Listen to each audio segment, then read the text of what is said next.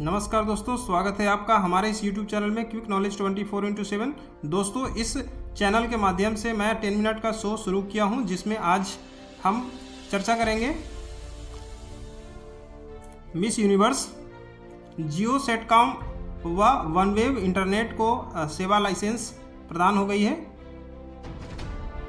Kotak general insurance में हिस्सेदारी का अधिग्रहण, विश्व चिकित्सा और स्वास्थ्य खेल 2023 का पुरस्कार विजेता के बारे में, और साथ ही आज का समाचार न्यूज और खेल जगत की दुनिया से रूबरू कराएंगे।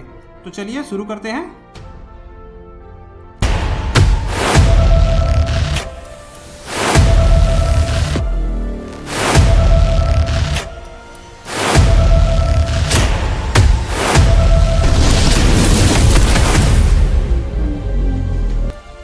पहला है मिस यूनिवर्स 2023, ये उनका तस्वीर। नेक्स्ट टॉपिक इनसे संबंधित क्लियर कर लेते हैं। मिस यूनिवर्स 2023 72वां मिस यूनिवर्स 2023 प्रतियोगिता में निकारागुआ की सेनिस पलासियोन्स ने वर्ष 2023 का मिस यूनिवर्स का खिताब जीता है। इनसे संबंधित तथ्य है, यह 72वां मिस यूनिवर्स प्रतियोगिता आयोजित हुई थी। यह 18 नवंबर 2023 को आयोजित हुई थी और यह अल सल्वाडोर में आयोजित हुआ था। इसमें 84 प्रतियोगी ने भाग लिया था। प्रतियोगिता में जो खिलाड़ी थे वह जो जीत हासिल किया है, इनके बारे में जान लेते हैं। यह मध्य अमेरिका देश के निकारागुआ की सेनिस पलासियोन्स इनका नाम है।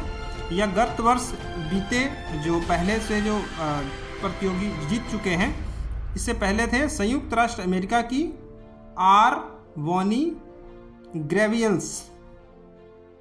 साथ ही इस प्रतियोगी में जो उप विजेता के रूप में प्रथम स्थान रखती हैं वो है एंटोनियो पोर्सिल्स, यह थाईलैंड की हैं। दूसरी है विजेता मोराया बिल्स, यह ऑस्ट्रिया की हैं। और भारत की यह एक इम्पोर्टेंट है, भारत की श्वेता शारदा शीर्ष 20 प्रतियोगिता की सूची में जगह बनाने में सफल रही। तो नेक्स्ट टॉपिक पे चलते हैं। जियो सेटकॉम व वनवेव को इंटरनेट सेवा लाइसेंस प्राप्त हो गई है। इनसे संबंधित तथ्य हम क्लियर कर लेते हैं। हाल ही में जियो सैटेलाइट कम्युनिकेशन और वनवेव ने अखिल भारतीय इंटरनेट सेवा प्रदाता आईएसपी लाइसेंस प्राप्त किया है। यह क्या होता है, इसके बारे में जान लेते हैं। आईएसपी लाइसेंस दोनों कंपनी को भारत में सैटेलाइट आधारित इंटरनेट सेवा प्रदान करने की अनुमति देता है। यह इनका काम है आईएसपी का। संबंधित तथ्य है, यह दूर संचार विभाग डीओटी द्वारा दिया जाता है और यह 8 नवंबर 2023 को दिया गया है। जियो तथा वनवेव को क्या लाभ होगा इस एग्रीमेंट के बाद? इसमें आईएसपी लाइसेंस दोनों कंपनी को भारत में सैटेलाइट आधारित इंटरनेट सेवा प्रदान करने की अनुमति देगी। यानी अब ग्लोब पे हमारा सैटेलाइट के माध्यम से इंटरनेट की सुविधा प्रदान करने की इनको सुविधा मिल जाएगी। अब इससे हमें ग्राहकों को क्या लाभ होगा? यह कंपनियां उपग्रह सेवा को स्थानीय नेटवर्क में जोड़कर अंतिम ग्राहकों को इंटरनेट सेवा प्रदान करेगी। यानी जो पृथ्वी पर वासी हैं वो उनकी जो इंटरनेट सेवा है उसे कनेक्ट होगा सैटेलाइट के माध्यम से। तो चलिए नेक्स्ट टॉपिक क्लियर करते हैं। कोटक जनरल इंश्योरेंस में हिस्सेदारी का अधिग्रहण, ये दोनों कंपनियां हैं, तो इनके बारे में जान लेते हैं। कोटक जनरल इंश्योरेंस में हिस्सेदारी का अधिग्रहण किसने किया, उसके बारे में जान लेते हैं। Juris insurance company Kotak general insurance में 51% हिस्सेदारी का अधिग्रहण करने हेतु लगभग कंपनी को 151 करोड़ रुपए की राशि निवेश करनी होगी। संबंधित तथ्य है, हिस्सेदारी का अधिग्रहण करने वाला ज्यूरिस इंश्योरेंस कंपनी है और यह इनके 51% हिस्सेदारी इसमें इनका होगा। अधिग्रहण हेतु सौदा $500 मिलियन, लगभग इसे अगर इंडियन रुपीज में देखें तो 4051 करोड़ रुपए की राशि होगी। निवेश होगा नई विकास पूंजी और शेयर खरीदने के संयोजन के माध्यम से।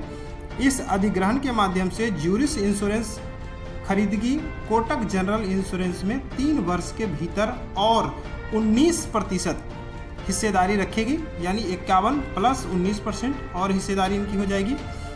ध्यात्मक है कि कोटक जनरल इंश्योरेंस कंपनी ने ज्यूरिस इंश्योरेंस कंपनी के साथ हिस्सेदारी बिक्री के लिए एक निश्चित समझौता किया है। साथ ही कोटक जनरल इंश्योरेंस जो कंपनी है इसके बारे में जान लेते हैं। कोटक महिंद्रा बैंक लिमिटेड की पूर्व स्वामित्व वाली सहायक कंपनी है। नवंबर 2015 में कोटक जनरल इंश्योरेंस को कारोबार शुरू करने हेतु लाइसेंस प्राप्त हुआ। विश्व चिकित्सा और स्वास्थ्य खेल 2023 का जो विजेता है उनके बारे में जान लेते हैं। 11 नवंबर 2023 को संपन्न 42वां विश्व चिकित्सा और स्वास्थ्य खेल 2023 में आर्मी मेडिकल कोर के लेफ्टिनेंट कर्नल संजीव मलिक अधिकारी ने 5 स्वर्ण पदक जीतकर इतिहास रच दिया है। इनसे संबंधित तथ्य है, यह 42वां चिकित्सा और स्वास्थ्य खेल था। आयोजन 4 नवंबर 11 नवंबर 2023 तक चला। आयोजन स्थल है कार्टाजेना कोलंबिया में। इसमें 5 स्वर्ण पदक जीतकर इतिहास रचा है। यह है आर्मी मेडिकल कोर के अधिकारी लेफ्टिनेंट कर्नल संजीव मलिक। उन्होंने स्वर्ण पदक जो जीता है किसकी में जीता है? 8 मीटर, 1500 मीटर, 3000 मीटर और 5000 मीटर, साथ ही क्रॉस कंट्री स्पर्धा में इन्होंने जीत हासिल किया है। यह विश्व चिकित्सा और स्वास्थ्य खेल शुरू हुआ था कब? 1978 में। इसके बारे में इम्पोर्टेंट है, यह 1978 में शुरू हुआ था। साथ ही विश्व चिकित्सा और स्वास्थ्य खेलों को प्रायः स्वास्थ्य पेशेवरों के लिए ओलंपिक खेल के रूप में जाना जाता है। यह खेल चिकित्सा समुदाय में सबसे प्रतिष्ठित वैश्विक खेल आयोजन के रूप में विकसित हुई है।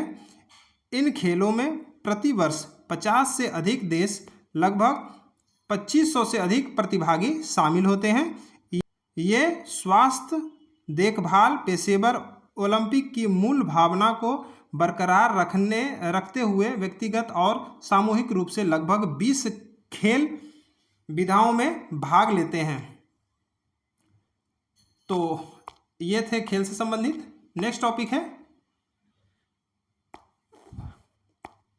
नेक्स्ट है हमारा आज के न्यूज पे हम एक नज़र डालते हैं।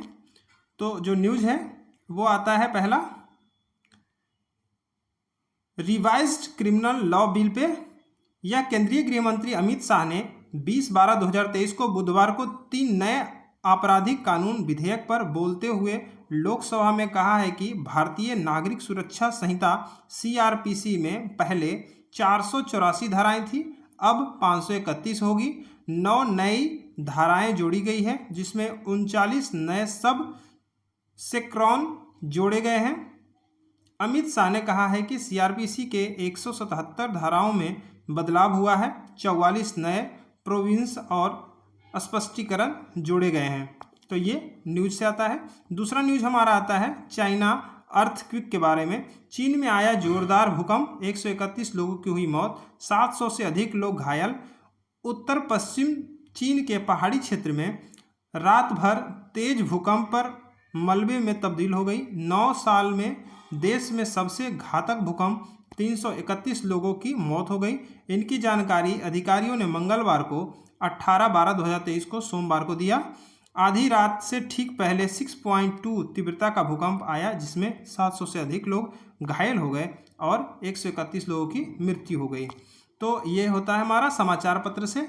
नेक्स्ट आता है हमारा टॉपिक खेल जगत से। खेल दक्षिण अफ्रीका और भारत के मध्य में होने वाले 21 तारीख की जो मैच है वह 1630 में होगा, बोबैक बैंक पार्क पार्ले में होगा। और क्रिकेट परिणाम 19/12/2023 का है, दक्षिणी अफ्रीका और भारत के मध्य। दक्षिणी अफ्रीका ने भारत को 8 विकेट से हराया और ये है इनका स्कोर।